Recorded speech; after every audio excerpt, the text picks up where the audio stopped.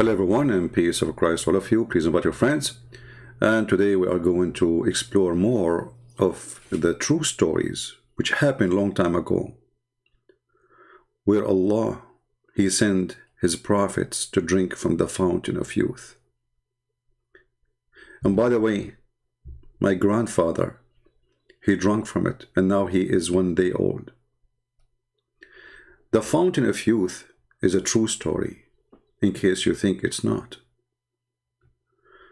Actually, we have a clear evidence of it.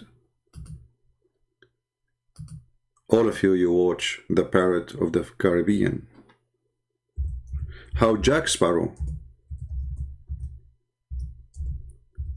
he go and a bunch of gang looking for the fountain of youth. And how even the evil British government were trying hard to make him find them or find the fountain for them. I will not be surprised if Trump is behind this, or CIA. Those stories, all of them, they are documented and nobody can deny them. We have a movie about them, and the reason they are in the movie because they are true. Now, in the story of Jack Sparrow, they did not tell you all the truth, because all the truth is coming from the book of Allah. Allah knows best, as you remember. Always remember that. But put that between your eyebrows if you have any. So this fountain of youth, which is so good, and all of us, we wish to drink from it. Maybe one day, alhamdulillah. We will go there and we will drink from the fountain of youth. And by the way, if you are a man, keep dreaming to reach that point, because you will find like the tens of billions of women before you. Good luck. And if you try to go through, the nails are ready. You know, so like instead of living forever, you will die forever before you reach the fountain of youth. The only way to get there, I think, if you like dress like a woman, and I think now this is why Muhammad used to dress like a woman. So now let us go and examine the fountain of youth, and where this fountain of youth is exist in the Islamic mythology or Muhammad fiction stories. See, always when we show Muslims things, they will say to you, well, he's lying, he's lying, he's lying. You know, this is the answer for anything. If you show them a hadith, he says, this is a weak hadith, weak hadith, weak hadith. Anything is embarrassment. Is in a speed of light, it's a weak. And by the way, weak is accepted in Islam. It's not really. This is why actually it's written in the book, because it is accepted. Otherwise, they would dump it in the garbage. You will not put it in the book. So in front of us, this is a website. It's called التفسير العظيمة, which means the great tafsir, which means this website does not have interpretation for the Quran, which is not the greatest, only the greatest. And here we have, this is the tafsir written by Imam al-Siyuti, and he is one of the biggest. Actually, I believe that this is Siyuti. He was really a genius. And I'm serious here. You know, forget about his belief in Islam, but obviously he his brain have a special capability of putting things together. But by his help, we are going to see how Islam is so stupid. This guy actually himself, he have a long list of missing verses in the Quran, and the Muslims, they go crazy when they see it, and nobody can really debate him about it. He show you with evidence, with reference, how many chapters missing, not only verses. I mean, the whole chapter almost is 18, is gone. So here we have Tafsir al-Suyuti, and now we have the chapter of the cave, 18, and we have verse number 83. But before we read this interpretation, let us see what the Muslims, they say in their videos about the story.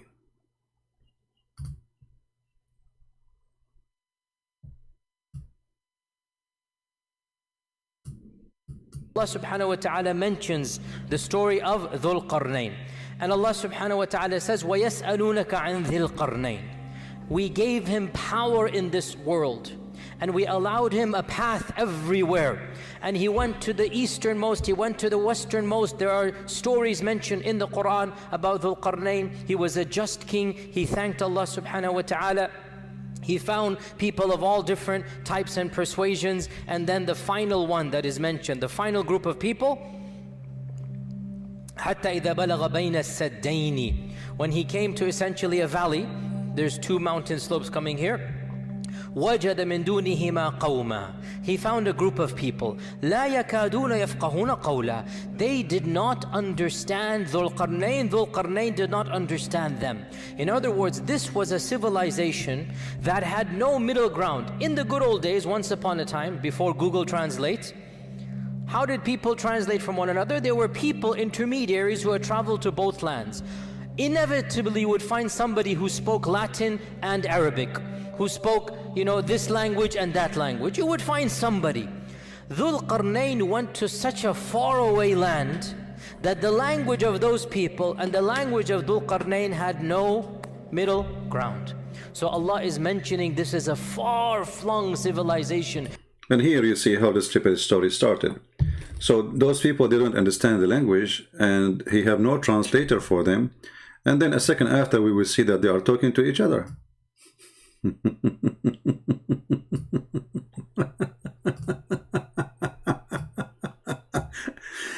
I don't know how many of you heard me saying stupidity is amazing. This is something you never heard before, right? Always stupidity is amazing. Amuse me, let us say. He just explained to you that this language nobody understand, and no ground for it, and no translator, correct? Well, then how this guy, they came and they spoke to him? How the Quran mentioned that nobody can understand what they are saying, and he cannot understand what he's saying, and they cannot understand what he's saying. And then it says here, until he reached between the two mountains, he found before them, this is a simple translation, a people who, they understand the word, they can understand the word, okay? And then they said, Zul-qarnain, verily Ya'juj and like a second ago you said you didn't understand the word. A second after they said, do you see the stupidity of this cult? We just heard the Sheikh, I don't know, this is Mufti Mink, I don't know who's he. We just heard him saying nobody can, every nation have a translator. Those people, there's no translator because nobody knows their language. So nobody knows their language. They do not know the language of Zul-qarnain. Zul-qarnain do not know their language. And then they said,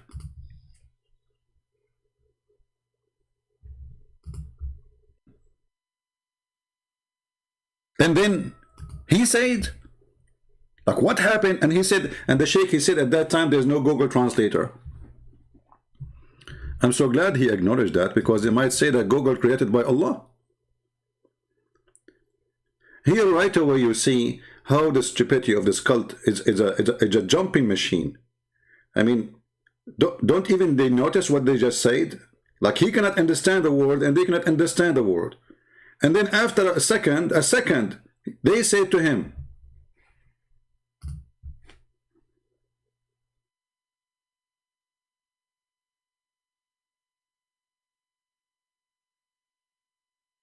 and not only they said to him, they explain things which is complicated, like those people, Gog and Magog, they are doing mischievement in the earth. Shall we render this tribute in order to etc. blah blah blah blah blah? And can you make a dam between us? A second ago they were a bunch of ignorant, nobody even have their language, and now we are talking about building a dam. And then he said,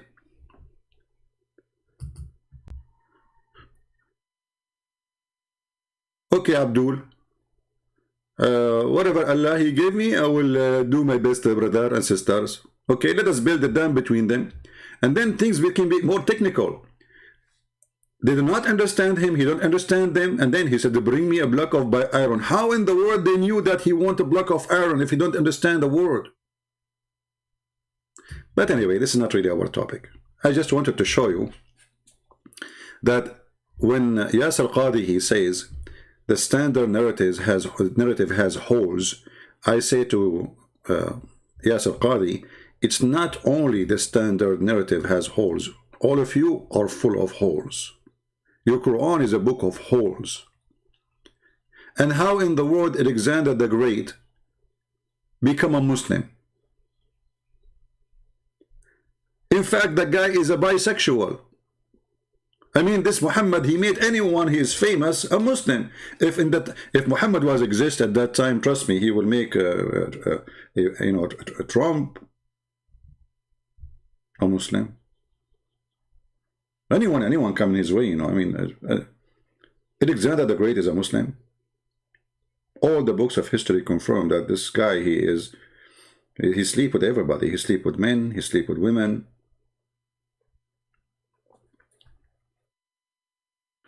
But he is famous. And there is a person from Syria, he wrote a book, and this book is about a man who wear a helmet, have two horns. And this is why you see the Quran saying, the person with a two horn. I mean, have you ever heard, even, this is a God, he is telling us about a person who he sent, yet his name is the guy with the two horn. Why? He's a cow?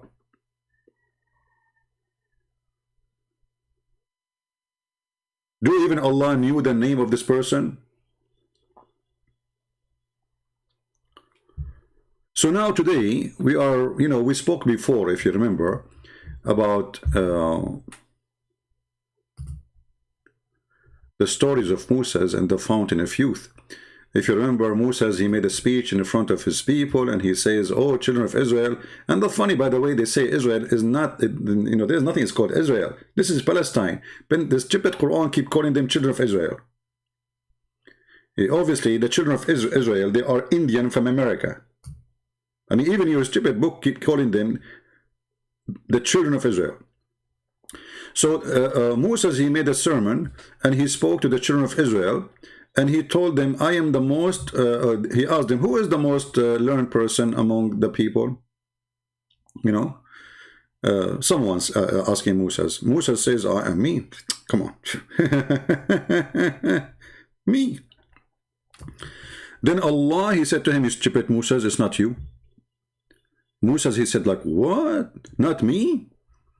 So Allah, he admonished Moses, and he told him not to ascribe all the knowledge, not ascribe to all the knowledge to Allah only. Then came to the divine inspiration. He says, yes, one of our slaves in the junction of the two seas is more learned than you. And here, by the way, translation of the junctions of the two seas is al-Bahrain. Bahrain, the country is called Bahrain? This is where it is. The funny, if you go and see where the Bahrain is, you will see that Bahrain is connected to the Mediterranean, which is very funny.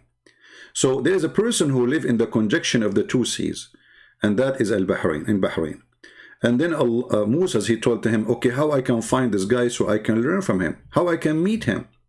Allah said to him, take a wheel, not a fish, take a wheel in a basket, and whenever the fish is lost, follow it. Look, what the heck? Follow it. How you can follow a fish, a dead fish? She's dead in the basket. Big whale.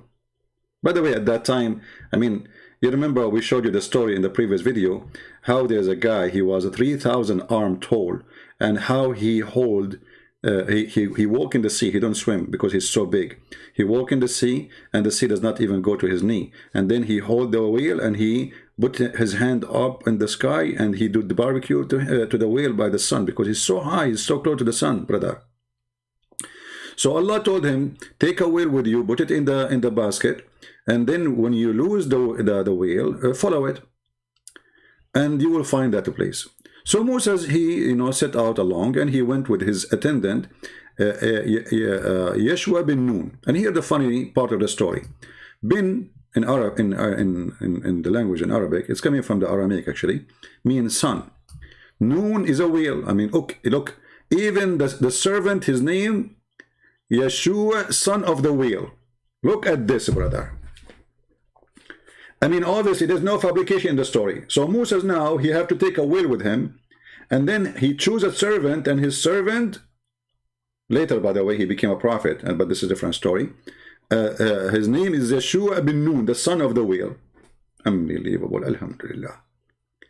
And then they carried with him the fish, which is the whale, until they reached the rock and rested there. Until they reached the rock. I mean, is that how simple? You go all the way from Israel, all the way to Bahrain, and then you find a rock. There's only one rock in the way. Let me open the map. You see, I said to myself, I'm not going to stay long, but I don't know how to do that. Sorry. I will start making videos just without going live, by the way. So to force myself not to stay long. Because as long there is, you know, more ideas will come and things is endless. All right. So let us open the map of Prophet Google, peace be upon him. So this is the country we are talking about. It's a little island in the Persian Sea, which the Arab today, they are fighting to correct the Arab Sea, but all of us, we knew that this is the Persian Sea. They love to hijack anything. So supposedly Moses, he went all the way from Jerusalem or from Israel, wherever he was, and then all the way to Bahrain, brother. And then they found a rock. I mean, the story makes sense. I mean, think about it. Think about it. Okay, this is Israel, brother. And now, Moshe, how are you, Moshe? Are you doing good, Moshe? Okay. So Moshe now is going to take a route from Israel, brother, and he will keep going from here.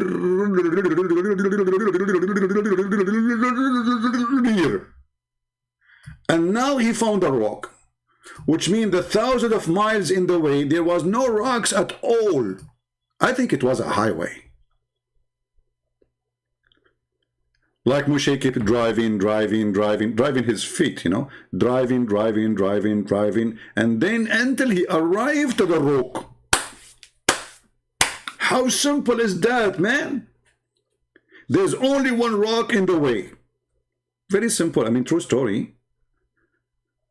You see, if I am the one who made a book and I am saying I did this, how many Muslims will laugh at me and they will say Christian Prince is mentally ill? But as long their prophet is the one who said that, brother, it's true story. So he keep going until he find a rock, because there's no rocks at that time. No rocks. The earth was rocks free, you know. Rocks happen after, when my grandparents, the Arab, they start throwing rocks at each other. Like, we are the one who created the rocks. We are the Arab, you know, brother. Yeah. Before us, there are Jews. Jews don't throw rocks. Actually, yeah, there is Jews. They throw rocks too. You know, the story of David, he threw a rocks, isn't it? Yeah. But maybe that was simple rock. Like one rock exists in Israel, but there's no rocks. So Moshe, brother, he keep going until he found the rock. Bingo. But hey, Abdul, how Moshe, he keep walking? Did he walk in the sea or something? I mean, you see now they build a bridge. This is a newly built bridge between Bahrain and Saudi Arabia, if you see it here. But this bridge was not exist. So how Moshe was able to walk all the way to the island of Al-Bahrain? Like what?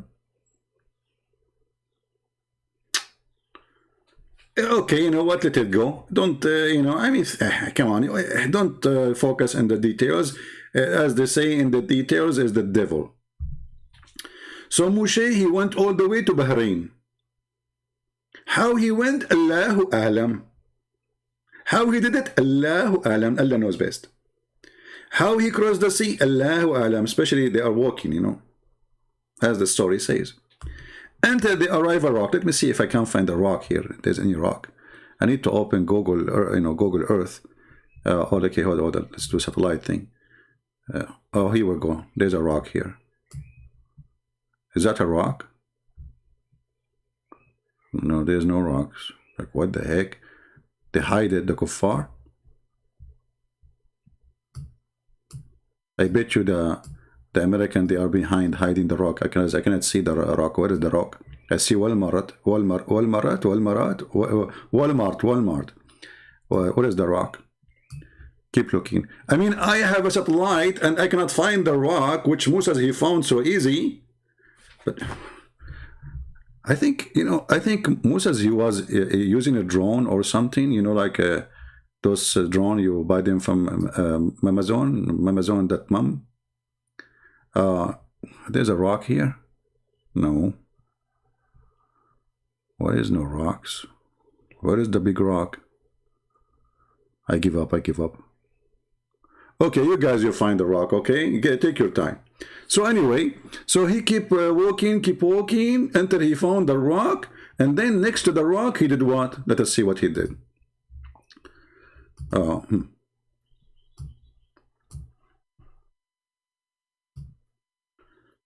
Okay, until they reached the rock, and they rested there. Musa's, I mean, look, by the way, like, it's not like they reach a rock, it's big, brown, look different. No. Until they reach the rock, it's the rock. It's known. I mean, come on, everybody know that rock. I mean, like, come on. Like you say to somebody, where are you going? I say, I'm going to Bahrain. Okay, I meet you in the rock. Oh, sure, I will meet you in the rock too. There's only one rock in the world, man. So easy. Anyway, so until they reach the rock, Moses put his head down and slept. Look at this idiot. Why you put your head down and you sleep? Can't you put your head up and sleep? Shame on you, Moshe. He's doing maybe a trick or something. Okay, he put his head down. Sufyan, the sub-narrator, he's a sub-narrator. I mean, look at this religion. There's narrator, sub-narrator, submarine narrator. And then said, somebody other than Amr said, at the rock there was a water spring called Al-Hayat. Here we have to stop. There's a water spring called the life. And none. Do you see the word none? When I was learning English, I was like saying to myself, what's wrong with this? Like none. You know, they told me that a woman, she surrendered herself to God. They call her none. And then none submit to anyway, okay, so let's let it go. So a none come in touch with the water, but become alive, brother. Deep. That's deep. You touch the water, you don't drink the water. You don't even need to drink it. You touch it. Just touch. Not here. Leave don't touch me. I said touch the water. What's wrong with you? So you touch the water, and right away you will become alive. Like, hold on. How he touched the water and he's dead? So the dead, he touched the water and became alive? Hey, dead man, go touch the water. I'm dead, you idiot. I cannot move. So a nun touched the water but became alive. Okay? So some of the water of the spring, look, now here's the details. Now he explained the questions and he getting me busted. Because I said, how the dead one can touch the water? Look, he refuted me. And some of the water that is spring fell over the fish. That's it. There's no excuse not to believe now. It's clear. So some of the water of the spring fell over the fish. So it moved like weak. And they slipped out of the basket. Look at this. And entered the sea. This is what happened to you when you walk next to the fountain of youth. Here we go. You lost your sardine. All right. I mean, and the story continue. You can read the hadith by yourself. It's a long story. And this is again in Sahih al-Bukhari, hadith number 27.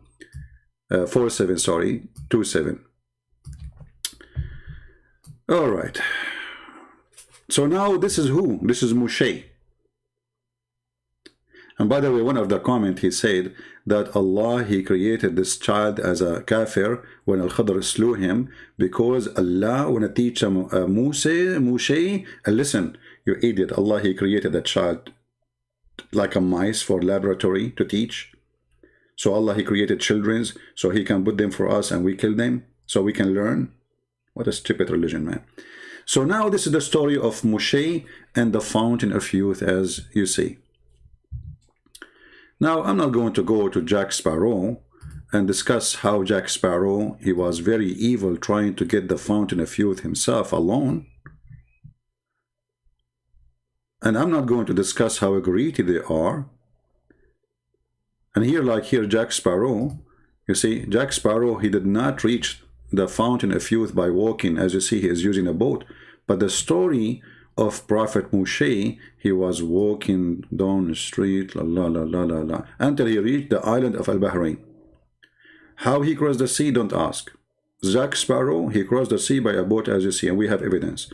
And here Jack Sparrow, you know, this is, he trying to act like Moshe. He put his head down and he lay down, you know. But all of us, we knew Jack Sparrow, this after he broke his tooth. You know, remember when the guy from the ship, he hit him in his tooth. So he started saying Jack Sparrow.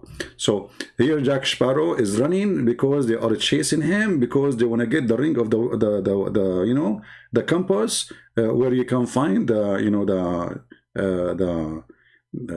you know, the thing, you know. So, and then here, look, Jack Sparrow, he's moving his hand, supposedly, he's trying to cross the jungle, but in fact, he is putting his hand in the front of the breast of this woman. And this is exactly why Allah did not mention Jack Sparrow as a prophet, because in Islam, it is haram to put your hand over next to the breast. You have to hold them. You cannot just put it in the front to hide them. You have to hold them, and you have to suckle them. It's halal. So, Jack Sparrow, obviously, he is not a prophet. I mean, if you are confused about it, I'm making it clear for you now. All right? Now, going back to the story in the tafsir, we find that the fountain of youth is not only something mentioned about Moshe and Al-Khudr. We find that the fountain of youth have to do with Zul-qarnain, the man with the two horns, Alexander the Great. If we go down here, let's see if we can. I mean, I don't like this website, how they design it. Like they make it like a script inside the script. Let me see if I can open it in different website. Hold on, let us see.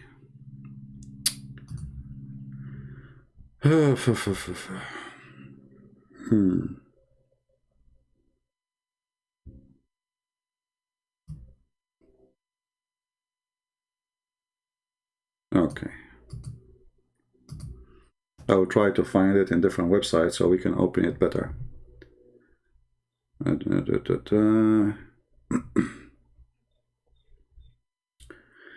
We found it in Google Books. We don't want Google Books because we cannot use Google Translation. All right, we found different website here. Let us see this one. Hold on, give me a second.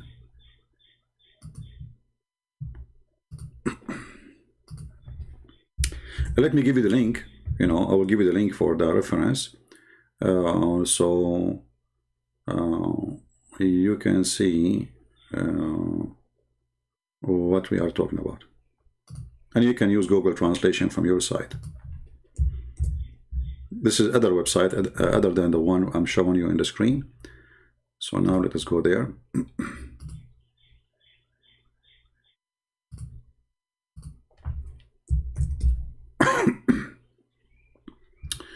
All right, so now we are opening the new website. All right, so here it says they are asking you about Zul-qarnain. This is a chapter 18, verse number 83. You're right. And then here we will see some explanation about this person. It says here that some of the people of the book, and obviously they are Jews, they ask Muhammad about a man who going all around the earth.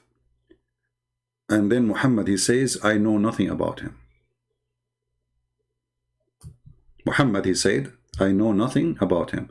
Let me open the website, using Google Translation so we can read together.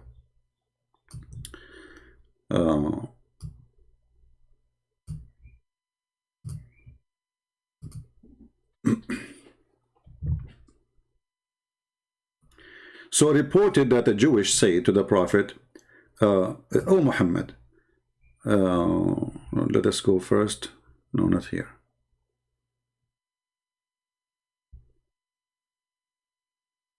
Anyway, you can read this part. Oh Muhammad, do you remember Abraham and Moses and you learn about them from us? Imagine the Arabic says, and you learn about them from us.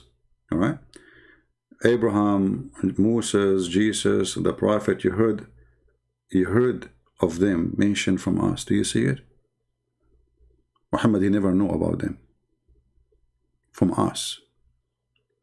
Muhammad, he did not say to him, no, I did not hear about them from you, I heard from Allah. He kept mute.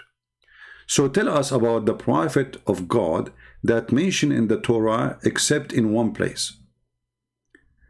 Muhammad, he said, the Jewish guy, he said, who is he? Sorry, Muhammad, he said, who is he? Who is he? They said, Zul-qarnain. He said, I have not heard anything about him. Do you see it? Until this moment,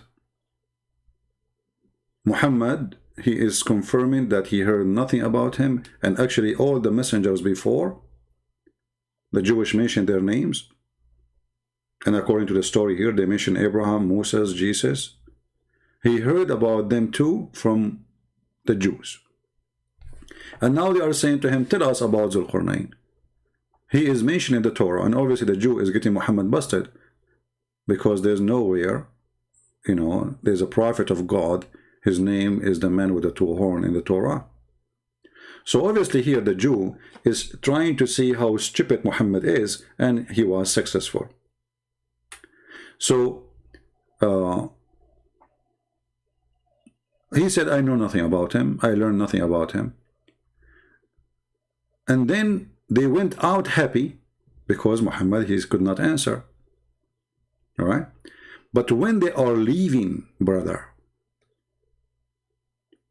before you leave they leave the door, Jibreel, he come down from the ceiling. And he told Muhammad the answer about Zul-qarnain. He told him, I will tell you a remembrance of Zul-qarnain. Oops. Muhammad, he fall into the trap.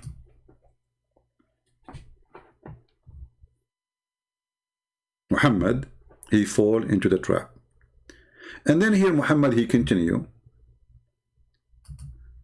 telling the story about Zul-qarnain.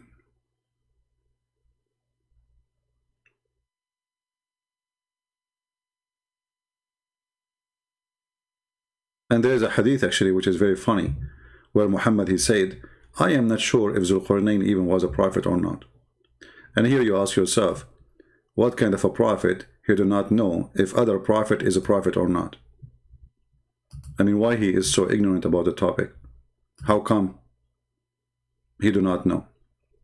So the story continue.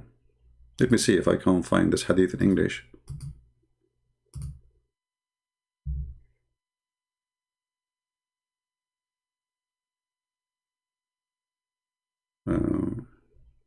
Anyway, in here it says that Muhammad, he says, I'm not aware if he was a prophet or not, in the translation in English in this website. So anyway, the story continue. And now Muhammad is trying to get more details into us, because supposedly the one who taught him now this is Allah. So this is a very confirmed the information to him by Allah himself. If we go down, and this is where I want to go with you, let us see.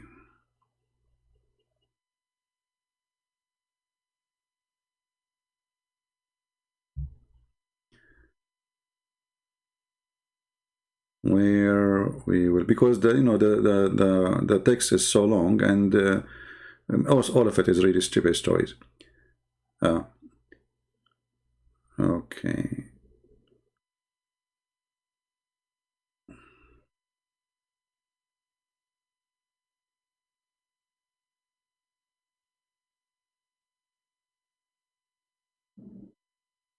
Yeah, it says here down.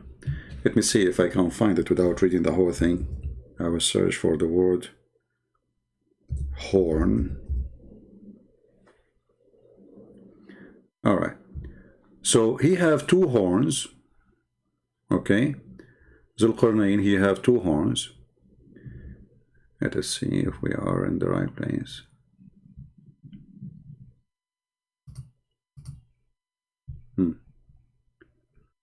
Read carefully. When they asked him, they said, was he a prophet or a king? he said, was neither a prophet or nor a king, but he was a righteous servant of Allah. Okay? And Allah loved him. Which is very weird. He is a righteous servant of Allah, and Allah loved him. Well, why Allah loved him? Let us see. And Allah advised him, so Allah spoke to him too. Now here, those hadith, they are like many contradict each other about if he is a prophet or not. Some they say he's a prophet, some they say he's not. As we showed even before, it said he is not sure if he was a prophet or not. So Muhammad, you don't know. Anyway, God sent him to his people, and they beat him on his horn. But remember, Muhammad is not sure if he is a prophet or not, but he is sent by Allah to warn the people. But this is mean he's a prophet and he's a messenger. If Allah, he sent him. I mean, you see how stupid the story? If Allah sent him to his people to warn them to convert to Islam and to believe in Allah, well, doesn't that make him a messenger of Allah? Very stupid story. And then, so he came to the people, said to them, convert to Islam, brother, and say Shahada. His people, they beat him, and he died. And then God, he revived him for their jihad, to go against them. Then he sent him to his people again, and they beat him again. And then another horn came from his head after he died. So here they explain to you why Alexander the Great, he have two horns, why he's called Zul-qarnain. Because simply, he went to his people twice, asking them to convert to Islam. Each time he speak to them, they hit him with the hammer in his head, and he have a horn, and he died. He died. But there is a pimple coming from his head. This is the horn. And then after that, he start putting a hamama, which is just, you see the sheikhs, they put in the top of their head to cover the two horn, because he looked like an ant or looked like an insect. Unbelievable story. And then Allah, he bring him back to life. Alhamdulillah. The story here continue. Let us see where we will arrive.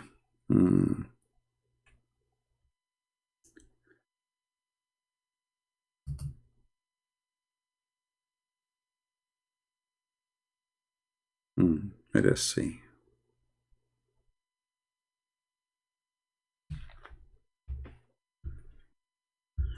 Oh boy.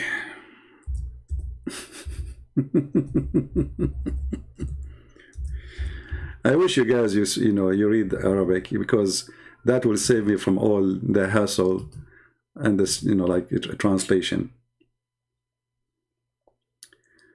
Okay.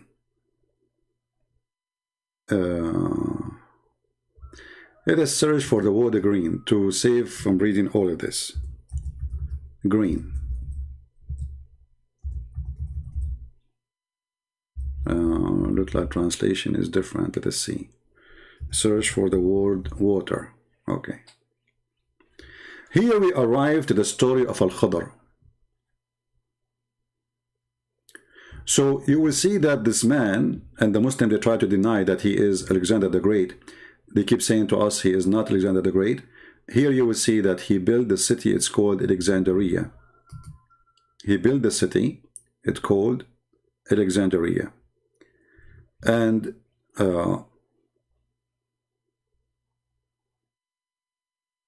when he was after he built Alexandria, as we see here in Arabic, you can search in the Google translation, so you can find where it says that for you on your side.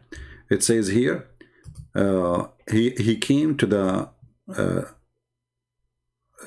seashore of Egypt, and he built a city, it's called Alexandria. And then when he built it, Allah, he sent him an angel. Allah, he sent him an angel. And this angel took him to the sky. Alexander the Great, Allah took him to the sky. And then Allah told him, do you see what is down below? Do you see what is down below?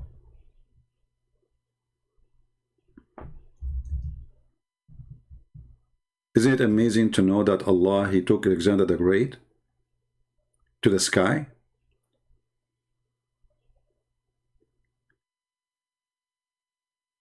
He said, look down.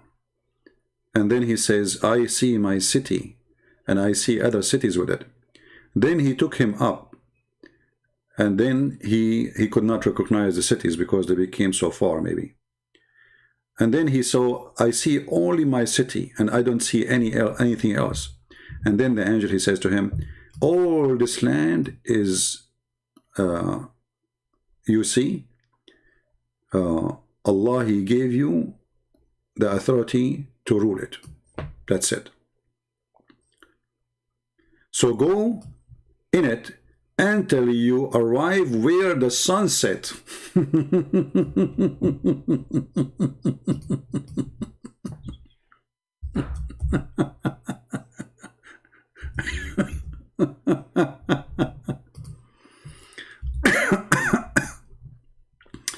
I don't know what to say.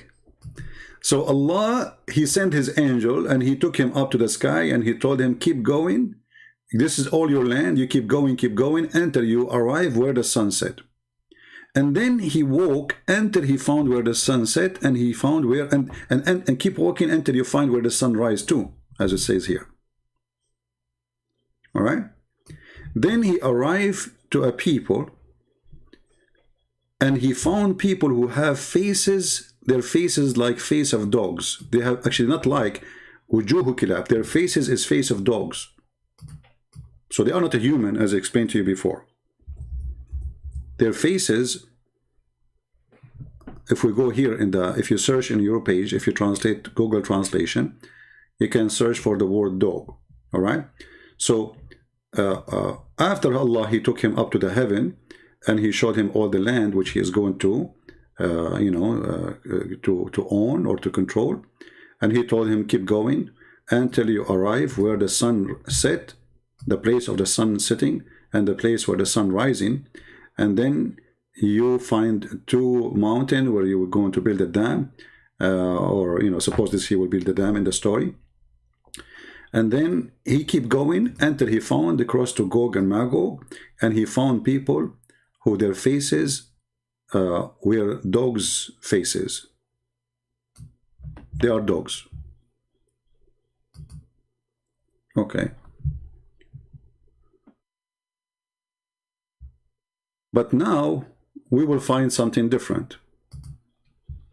You see, all the story until now, we did not see anything yet about the fountain of youth. I mean, what is the fountain of youth? Suddenly, you will notice in the middle of nowhere that Al-Khadr appear in the story. Remember, we are talking about a person who does not exist in the time of Moses. Remember the story in the Quran speaking about Moses meeting Al-Khadr, right?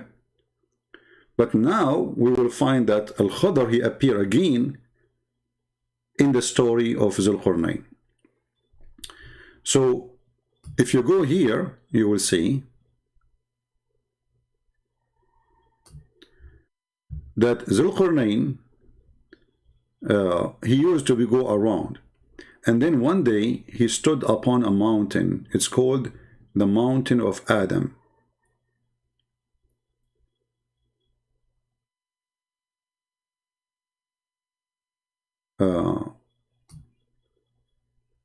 And then he found a guy, his name is Al-Khadr.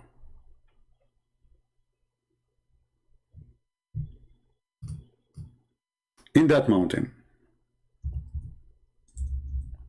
I don't know if we have any Muslims here are listening, because I found that this is kind of astonishing, stupid story.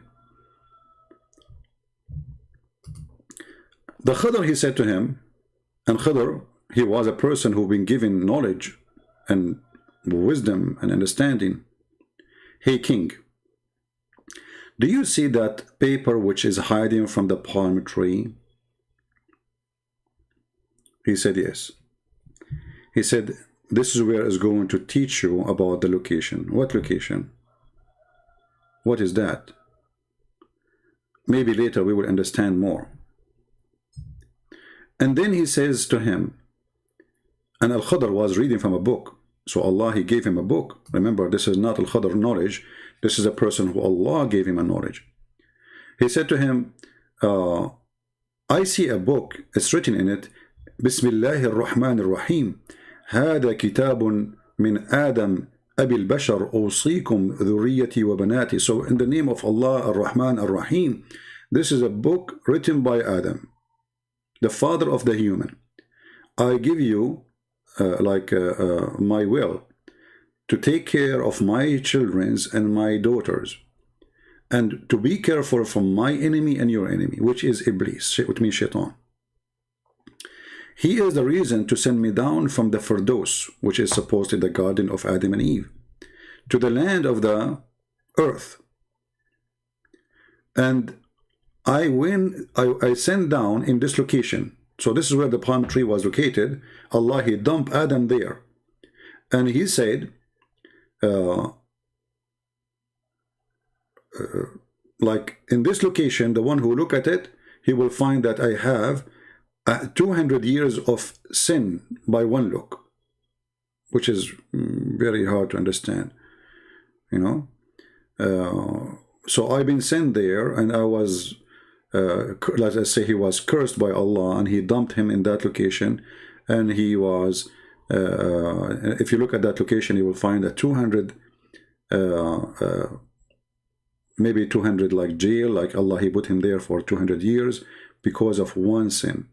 And then he says he studied the earth, and he studied the trees, and he said, and I did water this land from the tears of my ears. So repent to Allah. Okay.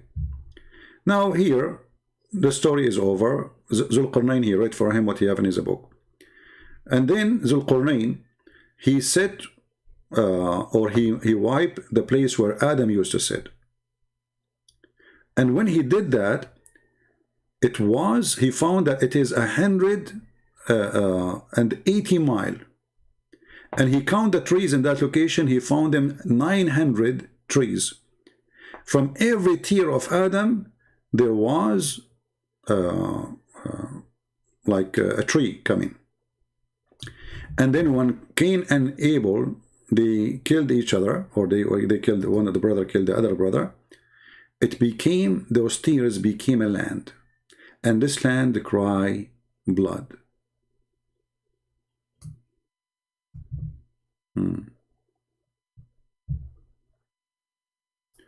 I don't know how many Muslims are listening. Muslims, what is the distance between Alexander the Great as date, as time, and between Moses? This guy Al-Khadr, he exists everywhere. Al-Khadr, he is with Noah. Al-Khadr, he is with Alexander the Great. Al-Khadr, he is with Moses. And actually there's some reports saying that even he was in the funeral of Muhammad. Even there's a hadith says that when when Muhammad was talking to a bunch of people, somebody came in, and when he left, he says to them, "This is Alexander the Great. This is Al-Khadr." And you know, the Muslim, they can say this is weak and this is strong, but as you see, all of this is written in their books. All of those things exist in their books. And if we continue reading, you will die laughing, because the stories can get even more complicated. Here you see even the Muslims struggling, trying to find out why he was called Zul-qarnain. As an example, he says the reason he was called Zul-qarnain, because he gathered the two horns of the sun set and the sunrise. Here it says the reason he was called Zul-qarnain, because he arrived to the horn of the sun. Now you might be wondering what the horn of the sun.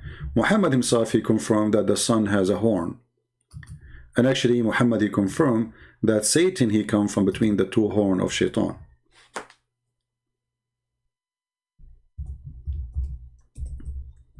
And maybe I have to stop here, because that video will go forever if we want to read the whole thing. And maybe we can continue later. So if we read here, let us see.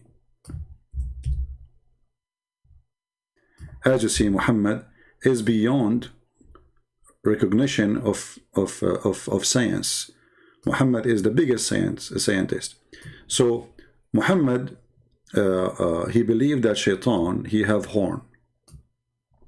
And the same Muhammad believed that Zul-qarnain have a horn. 2 horns. Shaitan has 2 horns, Zul-qarnain have 2 horns. As you see. And Muhammad, he said something very funny. I don't know why the Muslim did not translate it here. See, translation is gone. He said, don't pray when the sun rises, and don't pray when the sun set. Okay, why? Let me see if I can find it in different translation, a different hadith. All right, here we go. We found it in different one. Why? Read carefully. Aisha, may Allah pleased with her, said, Umar, may Allah pleased with him, said, it's not correct, rather the message of Allah only forbid. He said, don't seek a prayer when the sun is rising or when the sun is setting, for it is the rise between the horn of Shaitan. So when Zul-qarnain, he arrived where the sun set, and he arrived where the sun rise, he arrived to the 2 horns of Shaitan, because the sunrise from between the 2 horns of Shaitan, and the sunrise from between, or set from between the 2 horns, or between the 2 horns of Satan. And here we find this kind of very, not only stupid, there's a contradiction, because if the sun is setting between the 2 horns of Shaitan, and because of that I should not pray to Allah at that moment. What does have to do with Allah prayer? And you know what I mean? I mean, let us say for the sake of argument, okay, this is a story reporting a true event. There's a Shaitan. Let us draw Mr. Shaitan. He have 2 horns.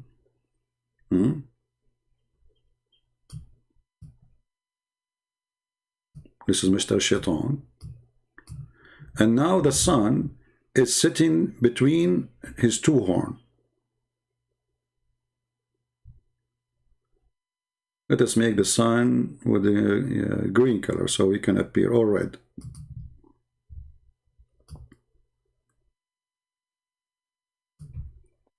So the sun now is going down between the 2 horns of Shaitan. Why the Muslim cannot pray to Allah? What is the connection? What is the reason? What is going to happen if we pray to Allah while the sun is sitting between the 2 horns of Shaitan? Any Muslim can tell us?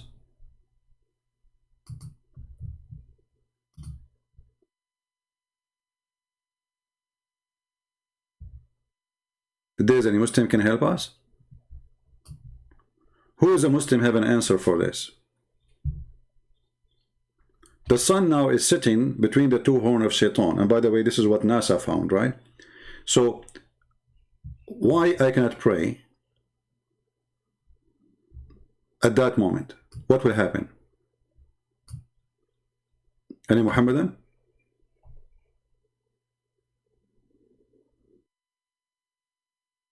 Is that just a stupid superstition stuff and crazy stuff?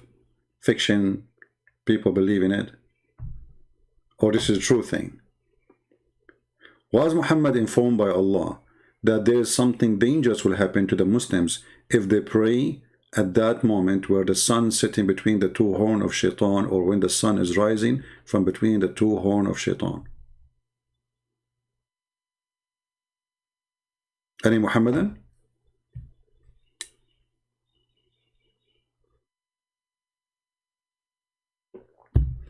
You know, I wish I can finish all the reading, but as you see, this is very long, and that will take me really for long to finish it. And I'm trying to make my videos shorter. But as you see, the fountain of youth is exist in the time of Muhammad, sorry, in the time of al-Qadr. And later we will find it exists in the time of Zul-qarnain. And we will find that Zul-qarnain, he went all the way trying to find the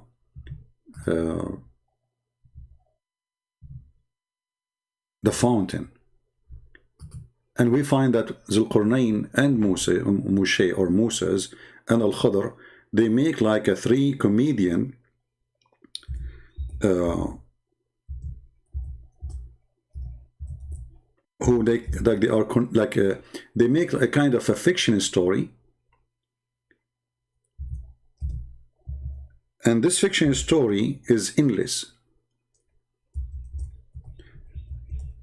And the Muslims, when they say that, I mean, when a Muslim sheikh, he come to us with these stories, the question is where he got these stories from.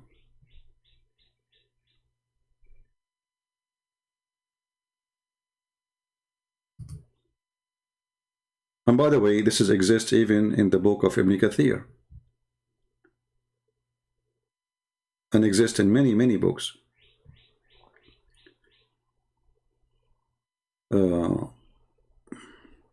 But let me, before we finish, maybe we can go to the part where he speak about the fountain of youth. Let us see.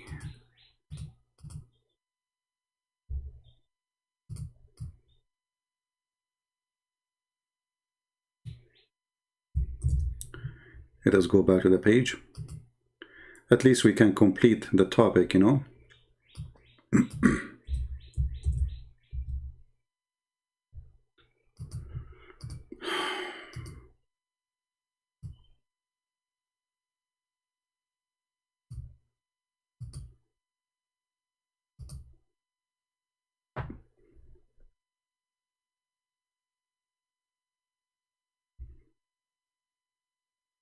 Let us see.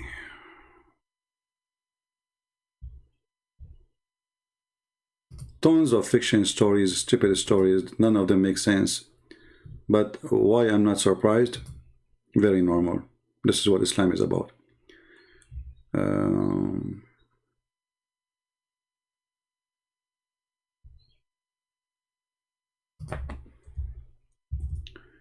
Let us see.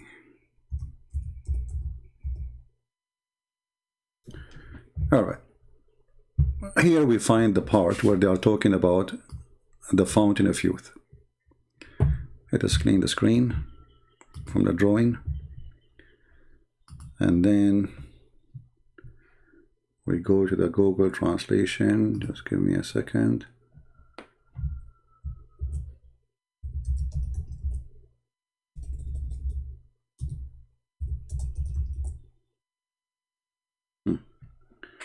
So if you have the page on your side and you click at Google Translation, you can search for this word, closes. You see it? And then you will find the part, because as you see, it's not a page, it's almost like the whole book is there. So the story is saying that they arrive to a water well or a spring of water.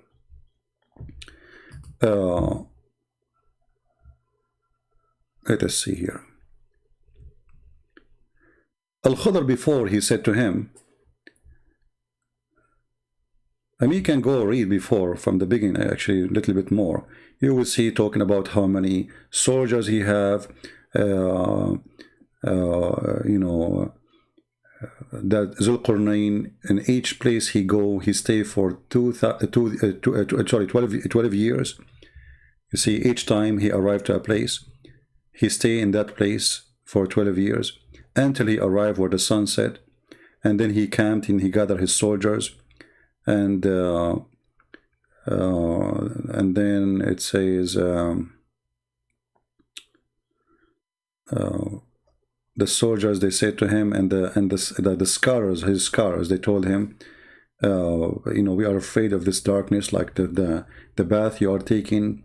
And we seek you not to go in the path where nobody went before, the path of darkness. Don't take us there. Don't take us in the path of Adam. Blah blah blah blah. And then they keep talking about it here, and then the story continue. And then he keep walking, and then he saw a lot of females.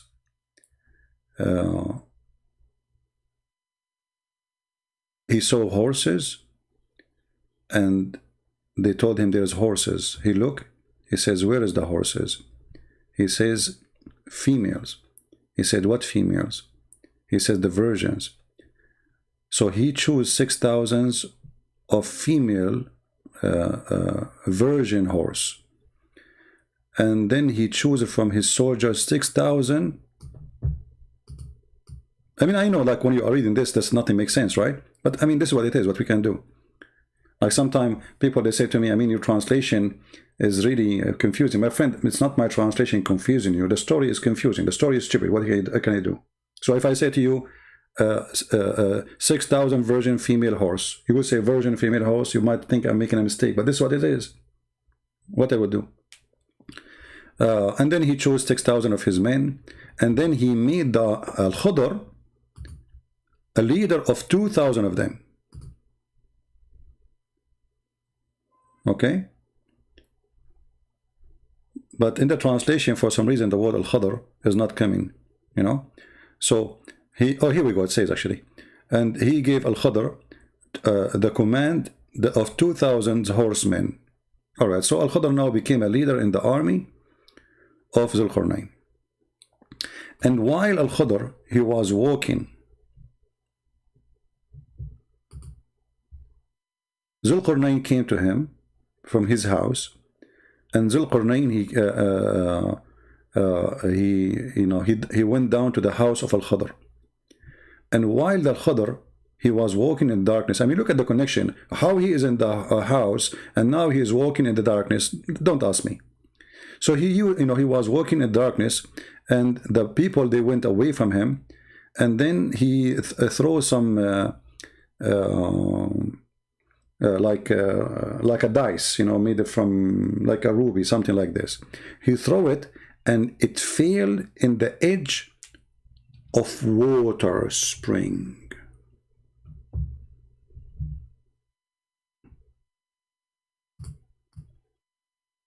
See the translation, he says I, because in Arabic it says ain. So it fell in the edge of a water spring.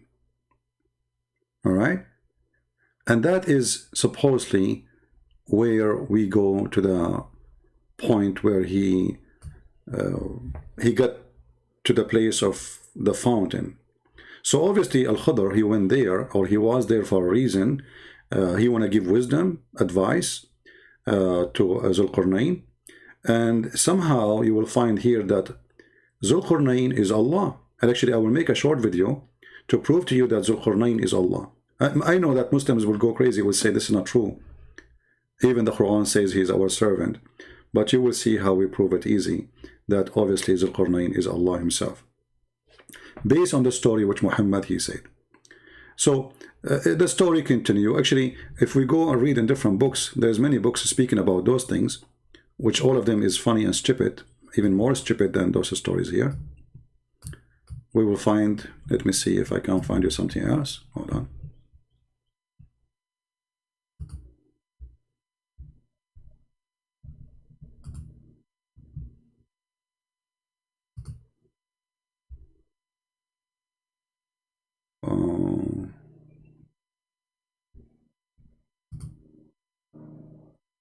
Yeah, here actually we see more details. Let's see, hold on.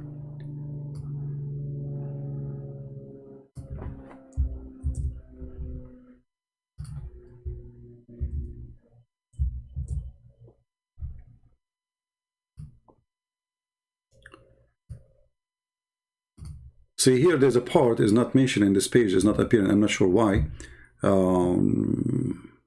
Maybe it's there, but I did not see it. Yeah, maybe al-Siyuti, he took it off.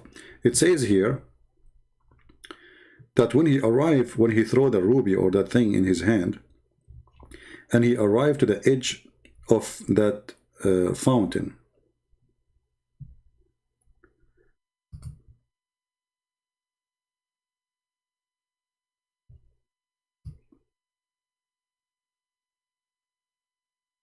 when al-Khudr, he said to him, you are seeking a bath of darkness, and this bath many of us cannot see. So what you will do with the darkness, which means how you can walk through it.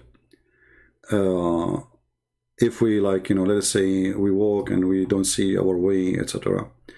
And then Al-Khudr, he gave Zul-qarnain a red ruby. And he said to him, if you arrive to the darkness, throw this ruby in the ground. If this ruby, or if the ground is green, then those who they are in the darkness, they have to come back. So Zul-qarnain, he took it and he went. All right, he took the ruby. And Al-Khudr, he noticed what Zul-qarnain he want. What he want? He want the fountain of youth. And Zul-qarnain, he is hiding, what he in his heart he want. He did not tell Al-Khudr that I am seeking to find the fountain of youth. So he keep walking, and then he thought that the fountain of youth, let me use Google translation. I will post this link for you, so you can open it from your side too. Give me a second.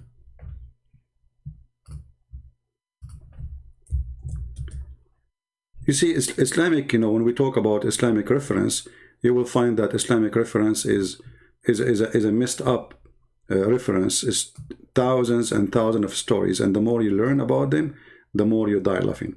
Let me give you the link here. You can open the same link, and you can click at Google translation, as you see, and then you can read with me what I am reading. All right. Let us see. Yeah. So Zul-qarnain, in the time of Al-Khudr, he is trying to find where is the fountain of youth. And actually, even if you go in the title, if you translate, let us see if we translate the whole thing. Click at the side of the page, translate to English. You'll find the title saying, read with me carefully, the story of Zul-qarnain and his request for the eye of life in the darkness. So here you get the whole story, what this report is about.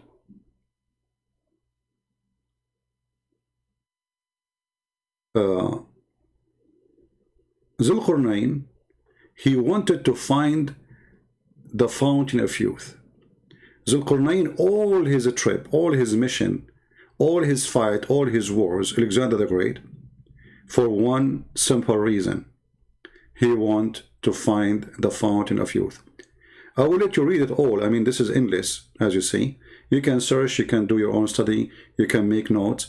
Sadly, most of you do not know Arabic, but those who know Arabic, they will enjoy it more because they can read the original text. But as you see, this is the most stupid cult ever come to existence.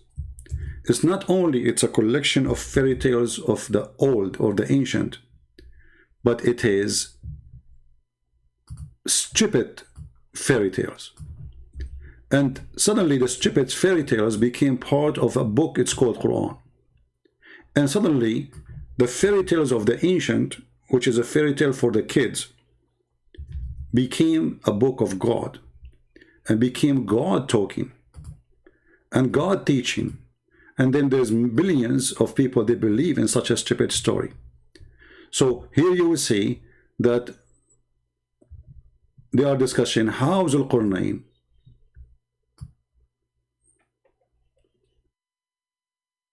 that the scholars of the people, the Muslim scholars who study the books, trace back how Zul-qarnain was working hard trying to find the eye of life, which means the spring of, in Arabic, the word ayn is eye.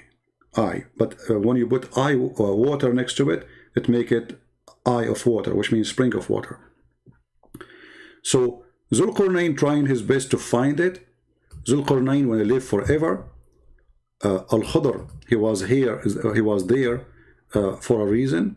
And obviously Al-Khadr, he don't want him to find it in some stories. Like Al-Khadr, he want to keep the eye of the fountain of youth only for himself, for his own use, so he can stay alive forever. Obviously, Al-Khadr, he is against anyone to find this fountain. He don't want Zul-qarnain to find it, because that will make him alive. And this is how the Muslims explain how and why Zul-qarnain is not alive forever, but Al-Khadr, he is alive forever. So I will stop here, because the story is endless, as you see, but just I wanted to share with you things, you know, we don't mention always. And the difficulty part of this thing, of those stupid stories, is the English translating to your language. But thanks to Google translation, maybe you will not get the perfect translation, but you get the idea. And the idea is very simple. Islam is a superstition, stupid cult. Everything about it is nothing but superstition. By a man, he claimed to be a prophet of God. But ask yourself, can really a prophet of God, who spoke to his God, or his God, he inspire him, he come with such stories? And if the Muslim, they will say to you, oh, those stories are not in the Quran. My friend, they are in the Quran. As you see, this is Zul-qarnain in the Quran. He found where the sun set, he found where the sun rise. So when those scholars, they are coming to you with the stories, and most of it is coming either from your prophet or from his companions, and speaking about this person, he arrived, entered, he found where the sun set and where the sun rise. That is in the Quran. And then the Muslims, in order to avoid the disaster and the stupidity of the Quran, they say, oh, he he did not really say, the verse does not say he found where the sun set. No, he did not say that the sun set in murky water. This is how it appeared to him. Anyone see the word appear to him? Anyone see the word he thought? It is Allah who is talking. The Jews, they asked the man, tell us, they asked Muhammad, tell us about Zul-qarnain. Muhammad, he said, and we show you the interpretation, saying, I know nothing about him. Then Jibreel came to him right away. And Muhammad, and by the way, some story says it took him a few weeks, so the story of right away is very funny. So Jibreel told him, and now Allah is talking. Allah is the one mentioning here, says, until he came to the rising place of the sun. Where is the rising place of the sun? The sun rises everywhere. You do not need to go anywhere to find the rising place of the sun. That is stupid to say. So when they try to explain, they try to say to you, oh, this is how it looked like. You know, he saw it rising, but it's not really. But no, hold on. It says, until he came to the rising place of the sun. So here there's two things. There's timing and there's location. And he found it rising on a people. He found people near it. And then if you continue, you will find that this guy, he continue before it actually, where he found where the sun sitting. Enter when he reached the sitting place of the sun. It's a place he reached. What happened there? The sunset. He found it. It's Allah is not saying he thought. You see, Allah is reporting the story. He found it. He report a find. Not he thought. And the funny, the Muslim, they say to us, the Quran is an amazing language. So can't Allah he use, instead of he found, he thought? Is Allah like, is your God Allah stupid? If you want to say he thought, he will say he thought. He did not say he thought, he says he found it. And even the Sayyid Muhammad himself, he confirmed that the sun set in a murky water. Was Muhammad unaware and he have wrong understanding of the verse too? And you Muslims, you have better understanding? Isn't it this is your prophet saying that? And here I need to ask a very simple question. Is that the same water where the fountain of youth is? You see, all this video is to come to an end. Remember, the Quran speak about where the sun set. It said what? You see, the Muslims, when they try to fabricate answer, they say, oh, it's like when you see the sea, when the sun set in the sea, the guy he thought it is the sea where it goes inside. It says here spring. The sea is not a spring. It's so clear. It is, the sea is not a spring of water. And if you Muslim, you claim that Allah, He speak perfect Arabic as you claim, then Allah, He uses stupid language to say spring of water if it is a sea. Because a spring of water is something small. It's a spring of water. All of us, we know it's spring of water. So here the sun set in the spring of water. The spring of water is where the fountain of youth. The spring of water is where Al-Khadr in the story we showed you is seeking to find. Are you seeing the connection we are trying to do? The reference we showed you from Tafsir al-Siyuti and other Tafsir, as we saw here. This Tafsir here is to lead us to one thing, that Zul-qarnain was trying to seek an eye of water, a spring of water. Zul-qarnain, he arrived to the eye of water. And the Quran confirmed that. And he found there the sun sitting there. Al-Khadr, he drank from the fountain of water. And he did live forever because he drank from the fountain of water. Al-Khadr, he gave him a ruby, and he said when you arrived at the darkness, Al-Khadr, he don't want him to keep walking to find the fountain, or let us say he found it, but he did not dare to continue walking because it became so dark. So he gave him a ruby. He says to him, when you arrive to the darkness, throw it in the ground, and if the ground scream or something like that, you back up, you go back. So all the stories lead us to one thing. This is a cartoon. This cannot be from God. And when the Muslims try to defend their cult by saying all kind of fiction stories, that the Quran never say the sun set in murky water. Actually, if you search right now in Google, in YouTube, sorry,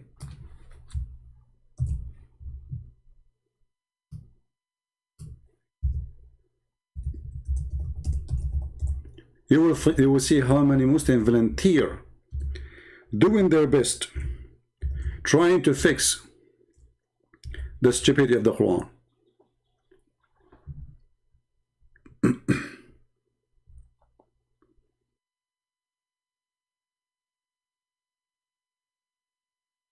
Let us see.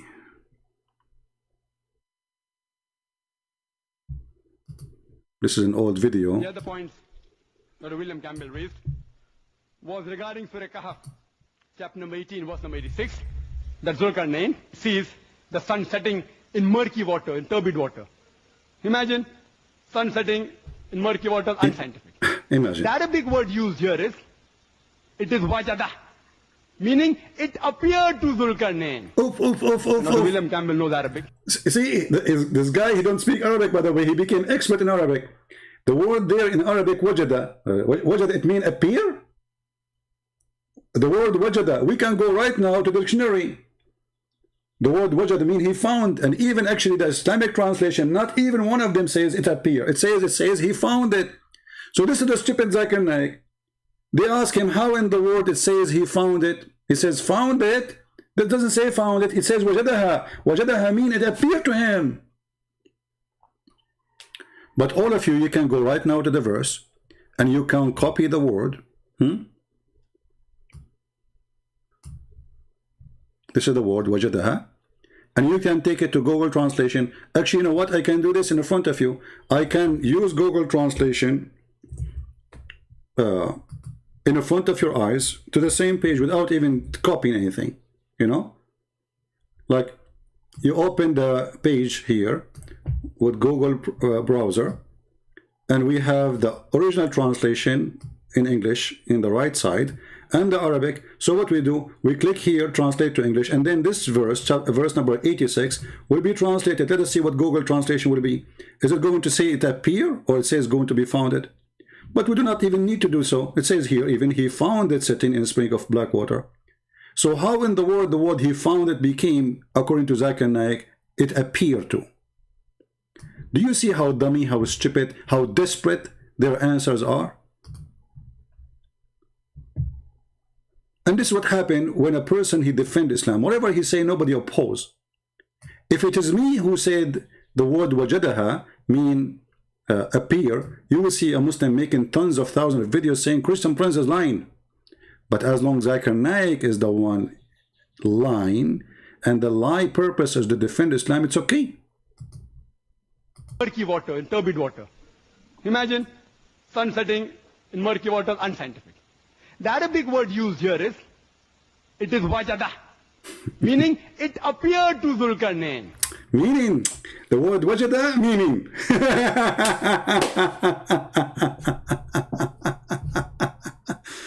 And with this, I wanted to say thank you guys for being here. I hope that you found where the sun set today. And I hope that you guys, you get some more clue about where to find the fountain of youth. So all of you can grow young again. And you can be very handsome, good looking, like me, alhamdulillah. And you can be young like me, alhamdulillah. And, you know, I wish I can share with you some of the water of Zul-qarnain, the fountain of youth. But you know what? I made an agreement with the director of Jack Sparrow movie that I will not tell any information about the location where we did our movie. So, because they will sue me, honestly. I mean, we have a contract. I can show it to you.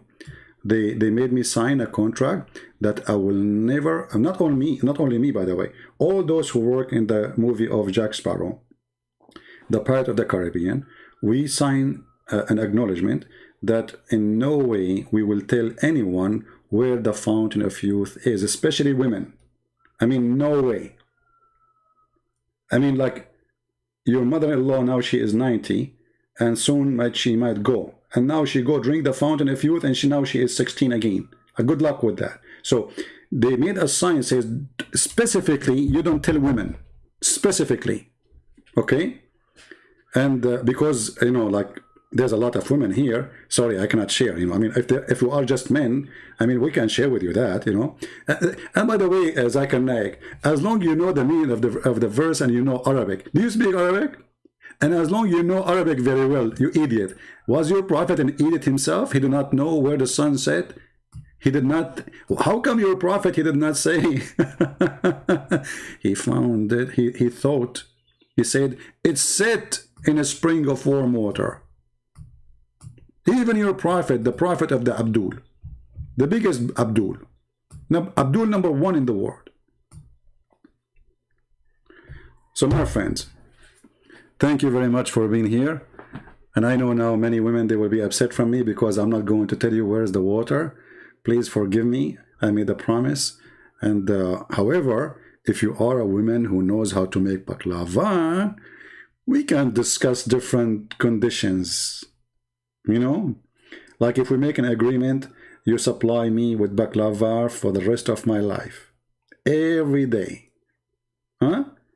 Then I might think about telling you, you know, to get like maybe like little tiny, maybe few drops of water will make you like maybe 40, 45, 50 years younger, you know. But you have to sign, like we have to go to the lawyer and, you know, appear before the judge, you know, Judge Huri Buter.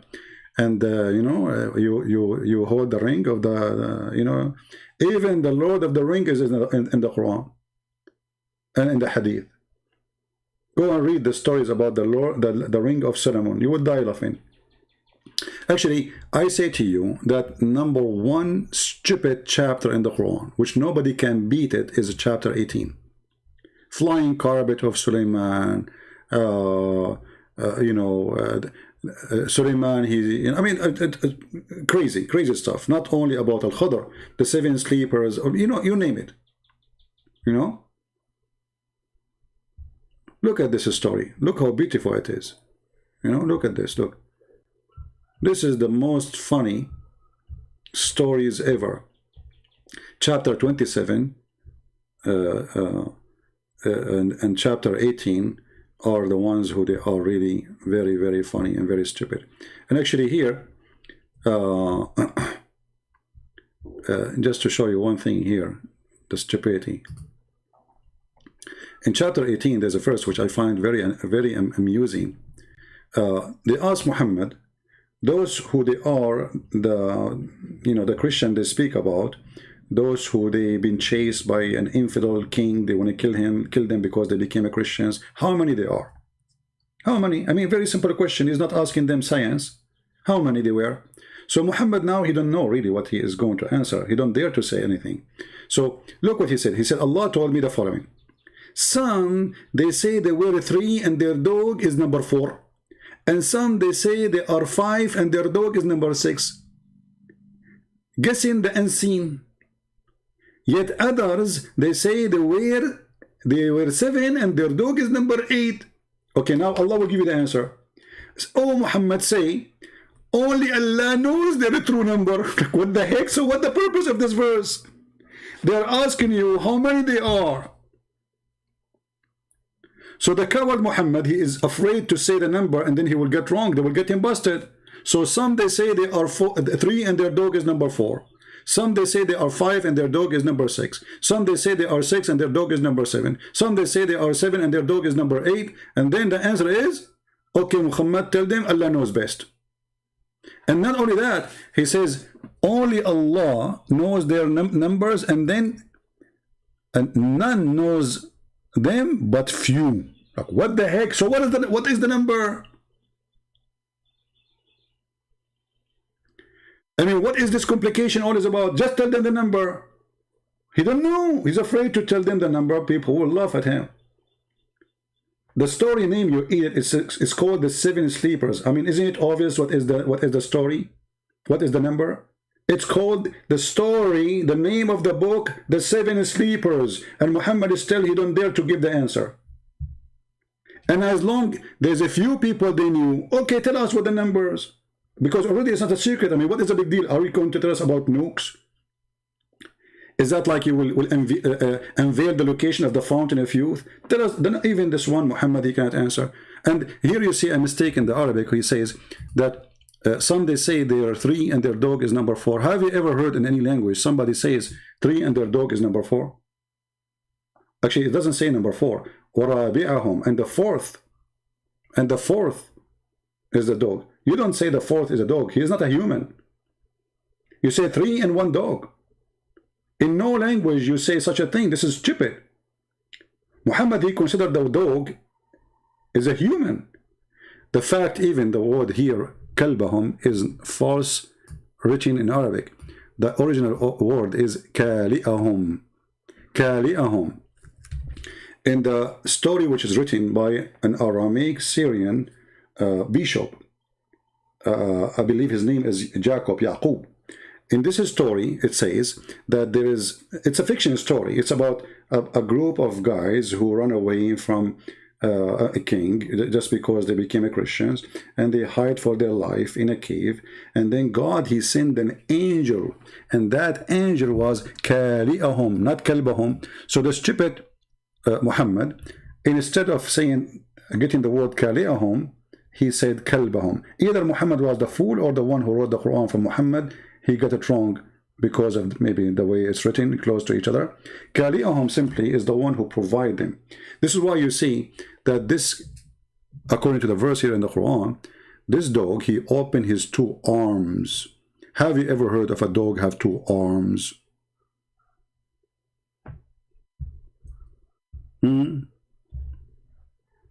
Since when?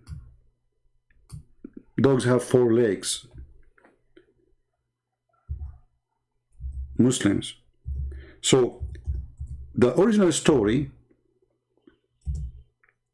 is speaking about an angel who covered the gate of the cave. This is in chapter 18, verse number 18.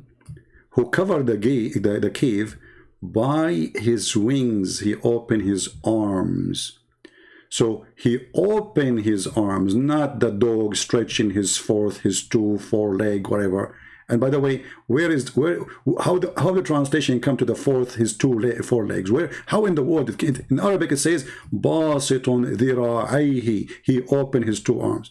So the original story in the Aramaic, it says that this angel, Kali'ahum, their provider, he give them food, he protect them. So God, he sent this angel to protect them. This is why the army could not get close. I mean, have you ever heard of a king send an army to kill a bunch of guys, and then because they saw a dog in the cave door, they run away? I mean, how stupid the story can be. Imagine that Trump, he sent the CIA to capture Osama bin Laden or ISIS leader, Caliphate. And then they saw a dog, and then the special American force, they went back home and they could not capture or kill ISIS leader because there was a dog in the cave door. Who in the world would believe in such a thing? Even, by the way, even in the Islamic interpretation, many they believe that the original word is Kali'ahum, not Kalbahum, which means it is an angel.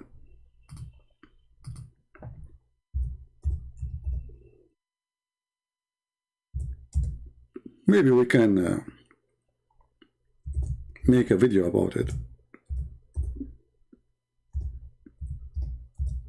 We should.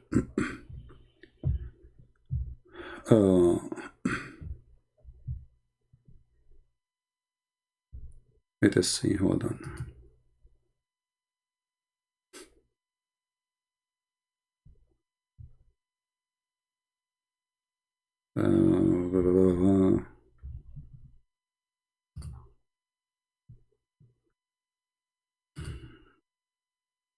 And the funny, even Muslims, by the way, acknowledge that there must be an error in the Quranic text.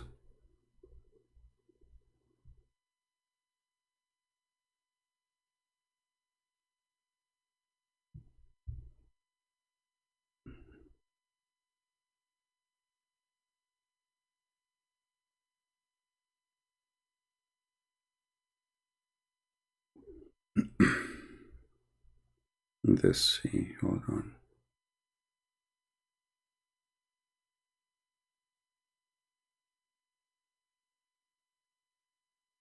Anyway, I can make a video about it. See, I said half hour ago I have to go, and I said to you, bye-bye everybody. I believe, can you believe it? That's why I don't want to go live no more. I will make short videos and post them, because the short video we are talking about already now is 1 hour 32 minutes. Do you see how short it is? It's very short. So I want to say thank you guys for being here, and I really appreciate having you. I hope when we go live, if you like me to keep coming live, you invite more people and you share the links, and more people they join us, so more Muslims will leave Islam. In the same time, I will start posting short videos, but I will mostly post them in the Arabian Prophet account. In the Arabian Prophet account. The reason, I noticed that YouTube took almost 20 to 30,000 subscribers from my account because I did not use it for a while. And here I wonder how in the world they do that. So the account, I think it was almost 100,000 subscribers, and now maybe it is 70 something, you know. So I'm going to start posting the short videos in the Arabian Prophet. Maybe the admin can post for you the Arabian Prophet account, and you can subscribe there. And I will make a video to tell you that I'm going to post short videos there, so we can keep that account alive. You know, this is what YouTube does. I mean, even when I go, before I leave the live streaming, it says to me, as an example, current view is 10,000. But after we close, you will find it says 6,000.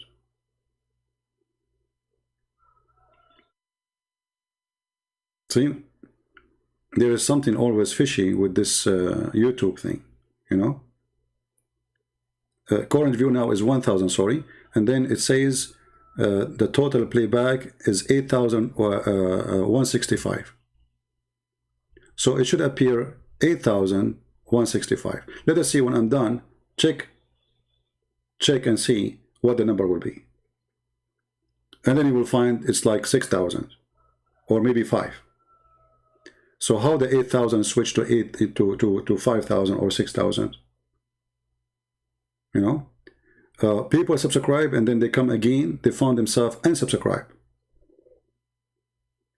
and obviously they did something to my other account, the Arabian Prophet, from more than 100,000. Now I have, I think, last time I looked, it was maybe 70 something. I forgot how much, how many. So we will start posting in the Arabian Prophet account short videos. And please subscribe to that channel so you can join us in the short videos. And then maybe I will go live in this one. So still we will use both, all right? We will see. Anyway, I want to say thank you guys for being here. And I hope all of you found the location of the Fountain of Youth, even though I was trying my best to hide my GPS. So none of you will find where is the location of the Fountain of Youth, because I live very close to it. And actually all my neighbors are very young, especially the ladies of my neighbors. I gave them water from the Fountain of Youth in exchange of an agreement. They cook for me and they make salad. One she makes salad, one she clean the house, one she clean my car, and the other one she go and do shopping for me, and the other one she wash dishes in exchange of giving them some water from the Fountain of Youth. And for sure those ladies are very happy, because finally they do not need to use makeup. They are so good looking now, and they feel so young for real, you know. And their husband, this is the only problem, their husband looks so old compared to them. And now they are thinking of divorcing those husbands because they don't match. I mean, come on. You married your husband 40 years ago, and now he's maybe 60 years old. And now, like, look what? You know, you are 17 years old. Like, come on, you are not going to stay with somebody who's 16. Hello? Yeah, you know. And I told them, why you don't give a drop of water to your husband? They said, no way. We need a new husband. Enough is enough. So anyway, they are free to do things. You know, they have their own way of thinking. Allah gave a freedom for the women, brother. Allah protect women freedom, women rights. Islam provide women rights. Yeah. And one of their rights, favorite rights, is Allah will allow the Muslim men to beat them. This is the right for you to be beaten by a man. Very wonderful. Alhamdulillah. Thank you very much. May the Lord bless you all. And I will see you soon again, maybe tomorrow. Christ is Lord. Islam made by a dummy for the dummy. Look for the Fountain of Youth, and when you find it, let me know. Take care.